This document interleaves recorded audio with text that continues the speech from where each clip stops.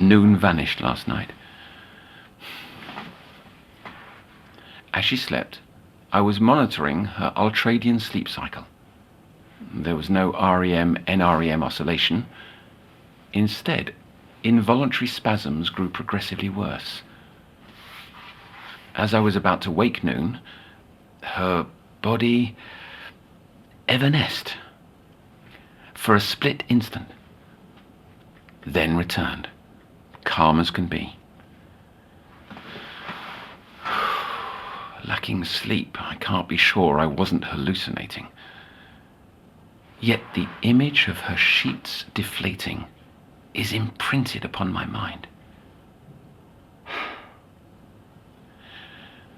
After yesterday's session, no less, when she claimed to hear this. The faraway drifts near. Tread long, then sink deep. Two flows from one, and here is whole again. A coincidence?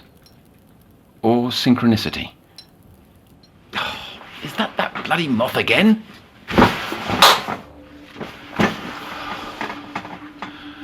Riddle piles upon riddle, and answers continue to elude. I'll sift through every word if I must.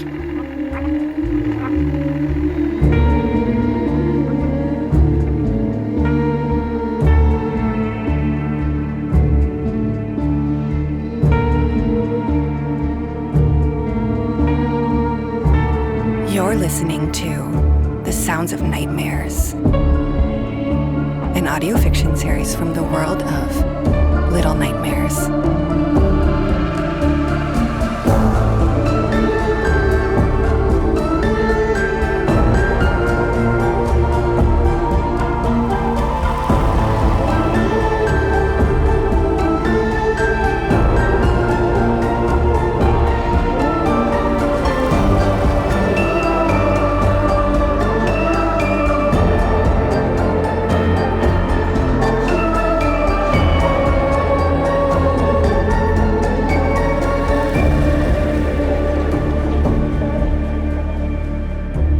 Chapter 3. The Theater of the Mind.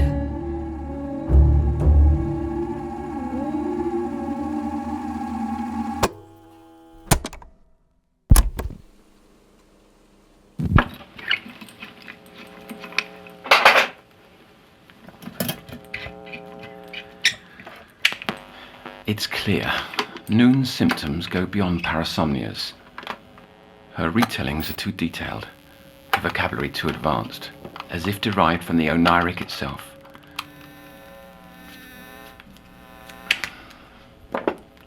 However, what I find impossible to believe is that Noon's seen who you saw, Cece.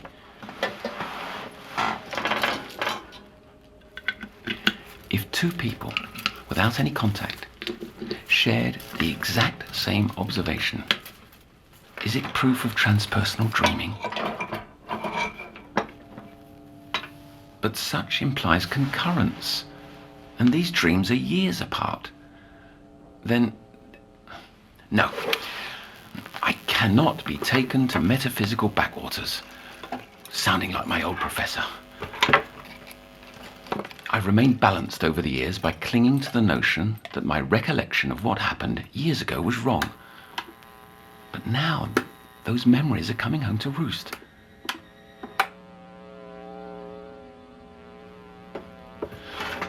Before I began at the CPI, I promised to finish this apparatus. I let it fall away, convinced that attempting it was fool's work. Now struggling to put myself in her shoes, well, fool me twice. Oh!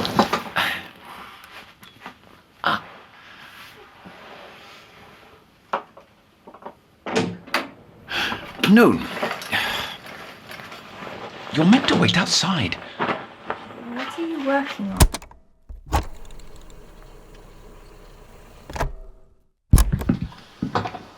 We've come to know each other better over the past weeks, haven't we? Because we're friends. That's why. And friends tell each other things. Friends, that's right. One of the absolutes I've come to realise is that the more time you spend with someone, the harder it becomes to hide who you really are. The only exception to this rule is with the company of oneself. We willfully hide what we'd rather not face. Like the candleman you mentioned seeing under hypnosis. I don't like that. What? Hiding things from myself. Nobody likes it. That's why it's important to reveal your inner face. Depth analysis, we call it. And so I'd like you to think of this session as a dialogue with your unconscious mind. You are asking the questions, not me. Asking myself questions? I'll help, but as you go, I'd like you to try. So, this candleman, did you see him again? I did. And what was this meeting like? He was much clearer. Not just him. Everything about it. My nightmare. Elaborate, please. Was it worse? More vivid? What's it like? As if I'm watching a film that I'm also the star of. And when I woke, it was here, in the copy. That felt more like the dream. More palpable. The candleman... I can't talk about him without the rest. If this is an interview with myself, may I begin where I want? Of course. Let your imagination run. But don't be afraid to interact with the dream. This is an important step in our process, the dialogue. Bring together the divided parts of yourself. The mirror. Pardon? The one off your shelf. If I meant to speak to myself, well... Patients aren't meant to have mirrors, but here you are, my bright girl. Begin as you please.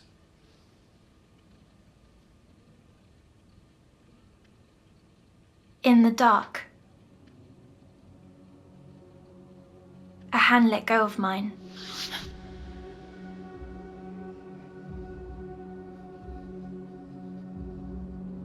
Opening my eyes, I lay on hot concrete, staring up at a sky with no sun. And before me was endless grey, broken by yellow lines of paint all the way to the horizon. Standing in that car park, I heard a silence, so silent my own heartbeat was a marching drum in comparison. It was followed by a loneliness so lonely I could hardly bear it. I had to turn away. Behind me, I was glad to see a building, a shopping mall, so large I felt half my normal size. Its doors opened, and I ran to them.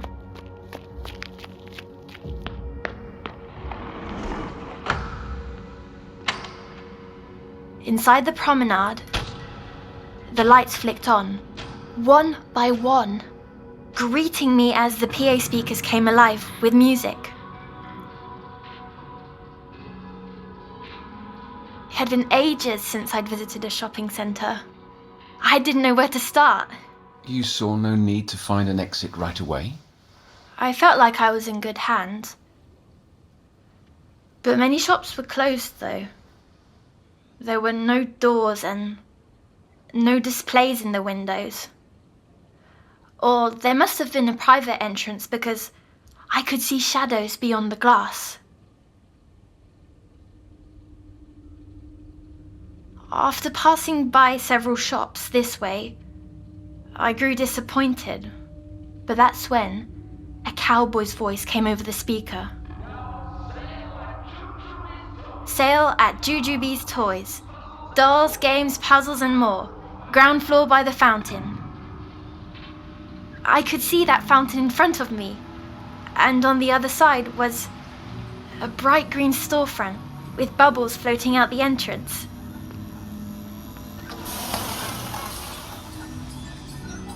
Shelves and shelves of wonders lined the shop.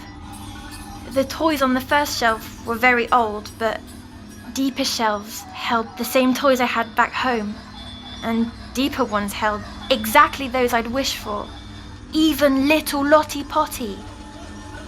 But these Lotties had black eyes, not blue, and their skin was yellow like autumn leaves. The shop owner wasn't present, so I grabbed one and began playing on the carpet.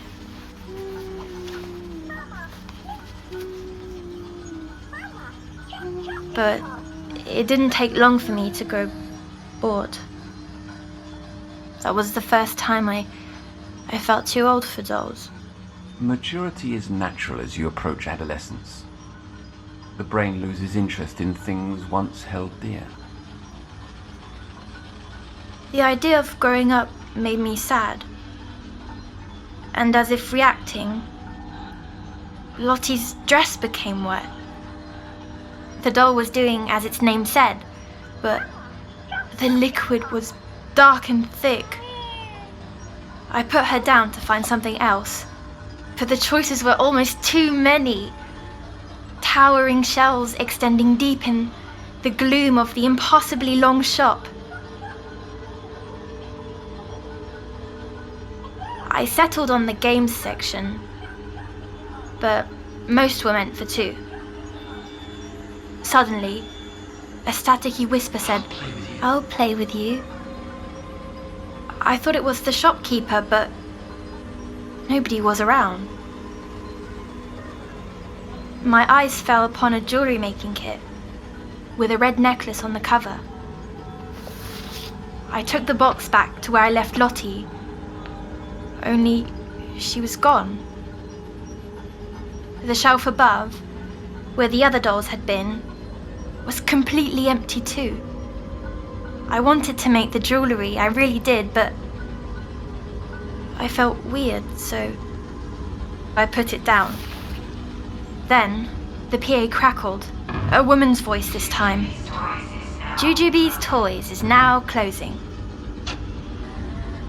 The lights shut off, bubbles stopped, and the last thing I saw before exiting was the train set crashing to a stop.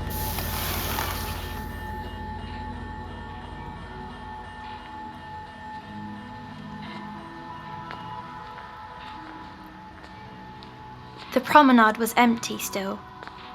Each step echoed across the walls and floors, which were pearl white and had patterns like veins. I came to 3 sets of stairs, side by side, leading to the next floor. I chose one, and reaching to the top, I saw another open shop. Mademoiselle's Bijouterie. Bijouterie. But regardless, you could read this. Yes, the letters were quite big. Have you been able to read in your dreams before? I'm not sure. That's not a question I would ask myself, though, Otto. Apologies. The glass case in the centre of the room pulled me in, full of gold and silver necklaces. Hanging in the middle was an enchanting red pendant. And before you ask, yes, it was just like on the box at the toy store. The PA came on again.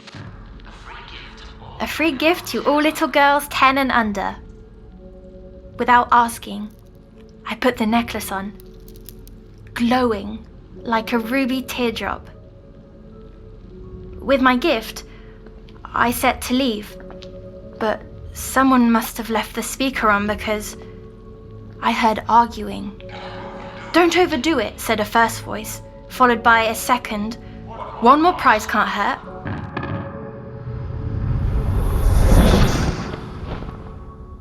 From the back room, a rack of dresses rolled out, all exactly my size.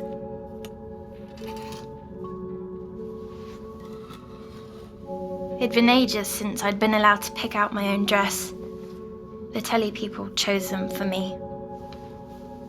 These ones were very pretty, with lace and bows and stitching, but one... It was the plaid dress I wore the day I arrived at the copy. How could my dress be here? Your real life doesn't often mix into your dreams, Noon.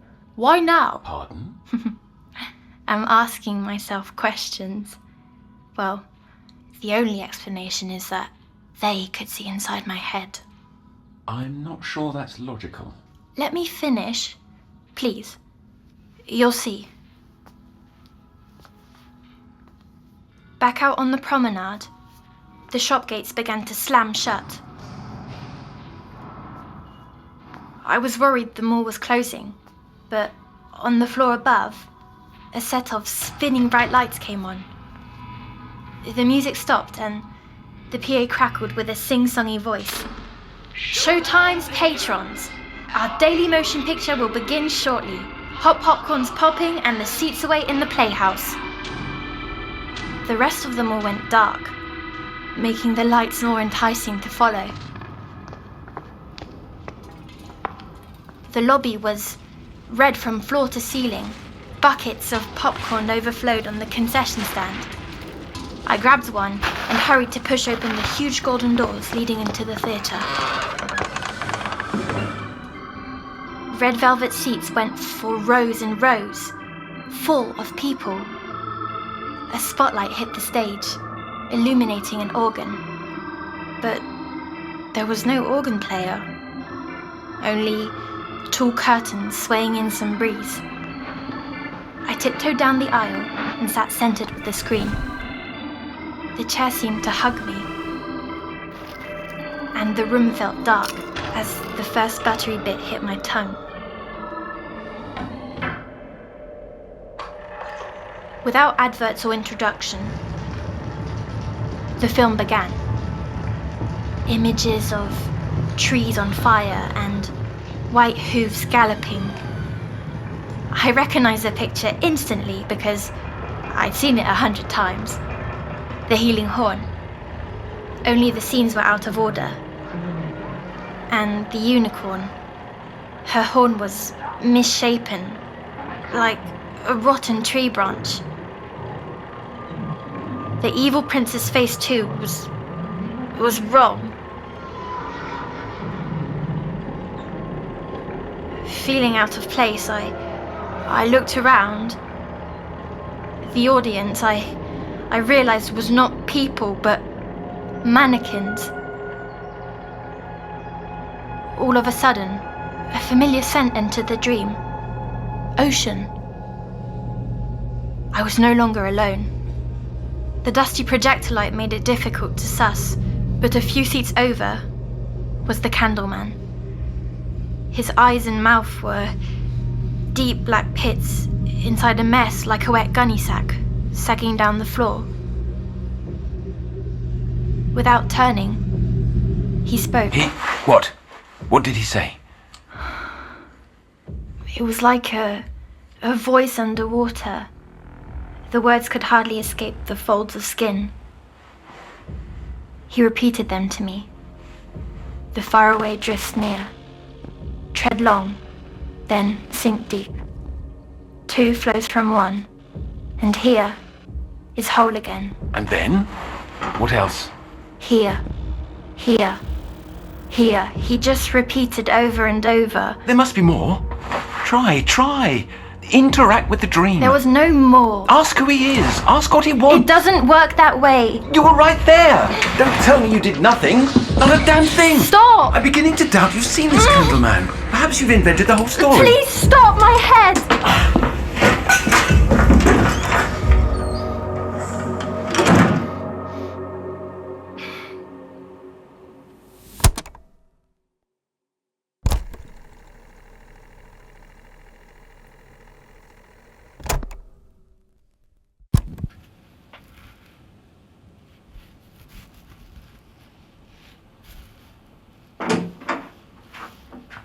What are you doing with the mirror? You're up to something, but we'll let it slide. I know girls like you. You're upset with me, aren't you? Here, a pill for your headache. Earlier, that was awfully... That was not how friends act. Sleep has evaded me too. I've grown worried, trying to... Please forgive me. I'd very much like to hear the rest. I won't interrupt. You have my word. Fine. So, you were in this theatre with him?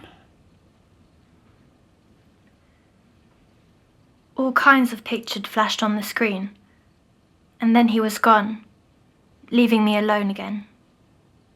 Or so I thought. The projector flickered in the booth. I dashed up and found the door ajar. A new voice came over the PA, angry. No patrons in the projection room. The door was stuck, but I pushed and pushed. The PA boomed, "You must not enter!" The projector I saw first was shaped like a deformed eye. Then, my attention fell to the mass on the floor. A brain? A heart? No. Its muscles pumped and pumped, and its tubes ran into the walls. The voice came both from inside the room and over the PA. Happy day, no one. Happy day, no one. It knew my real nickname. The ones kids at school scribbled all over my books. How?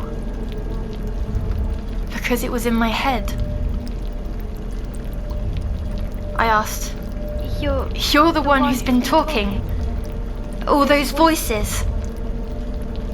Then, I saw countless film cans around the room and understood. It was so alone, it took to imitating. Then it said, "Are you going to leave, like all the others?" I managed a yes. The thing began pulsing and, upset, it sort of cried out. So many, they take what they want and go, or get snatched away, or worse. It paused, then went on. Whatever you desire, it's yours. But I didn't want anything from it. The PL belted, "The pendant! You wanted that!" The pulsing worsened until another voice came within the first. "You've driven another away." I felt bad for it. Or them. This place had been warped by pain and wanted so badly to keep me. Even the walls began throbbing. What could I do? I ran down the stairs out of the theatre.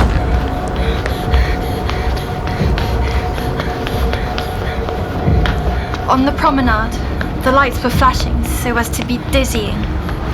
The PA screeched, "Everyone needs someone. Don't leave me alone." The walls began to cry that dark, thick liquid. Pooling around me, I looked up. From the floor above, the candleman stared, pointing at my chest, at the pendant. I flung it down into the liquid, then he reached a hand toward me and all faded as the PA sobbed, "Don't take her. Not this one, too."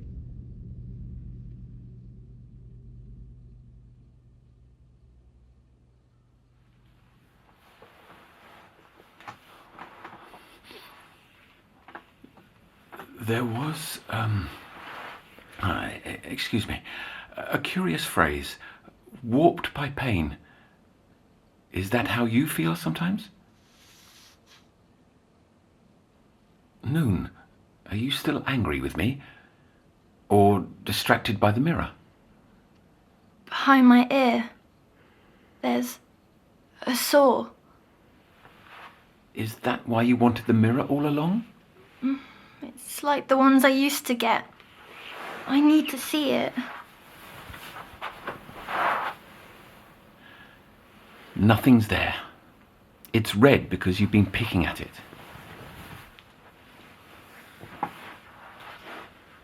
I have one more question for myself.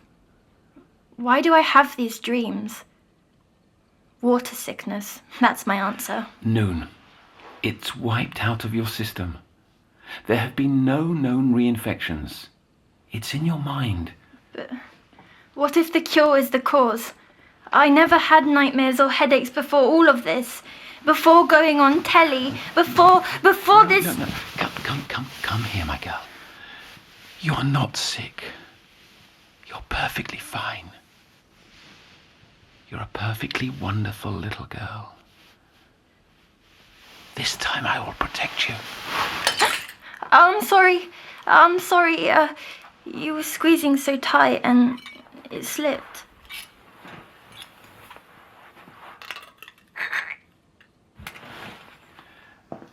You ask why you dream. The truth? Nobody knows. My studies always assumed they were more than the brain's way of filtering subconscious thoughts. But I had no answer either. An old professor of mine thought he did. He believed dreams came from an ever-shifting plane, a quiddity of consciousness. Quiddity. Quiddity, the essence of a thing. In this case, a semi-tangible plane outside the mind. Is it the same as mutual dreams? I don't understand. My colleagues didn't either. I flip-flopped over the years, but I figured it was impossible to prove. Will I ever get rid of them then? Will I ever leave the copy? You must understand, you are a unique case. I want to let you go. As soon as... I'm better? Yes, as soon as you're better. Now. I know. Sweets for my sweet. Do I have to go back to my room? I've got to tidy, and you reminded me there's something I need to find. On you go. I'll come by later.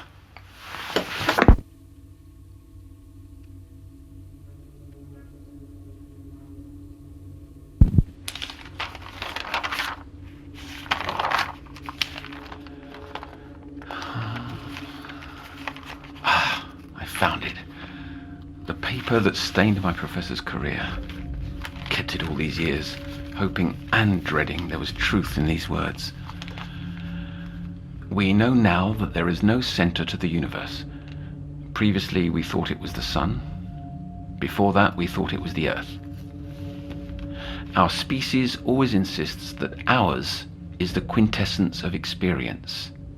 Yet scientific observation proves our folly ad nauseum.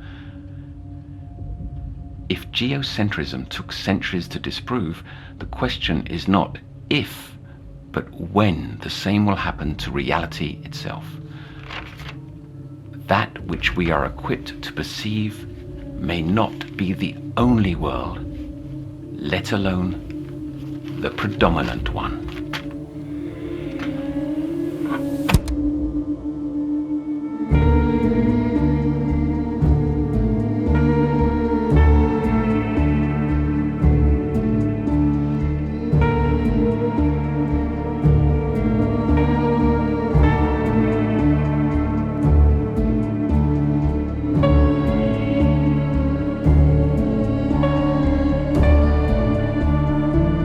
Just listened to the third episode of The Sounds of Nightmares. This episode was written by Lonnie Nadler and based on the original idea of Adrienne Barrientos. Our showrunner is Lonnie Nadler, and the series is directed by Thomas Joses. Noon is played by Amy Pursehouse, and Otto by Kester Lovelace. Music created by Tobias Libya and Thomas Joses. Production supervised by Alizé Debar and Lucille Rousseau-Garcia. This series is based on Little Nightmares from Bandai Namco Europe.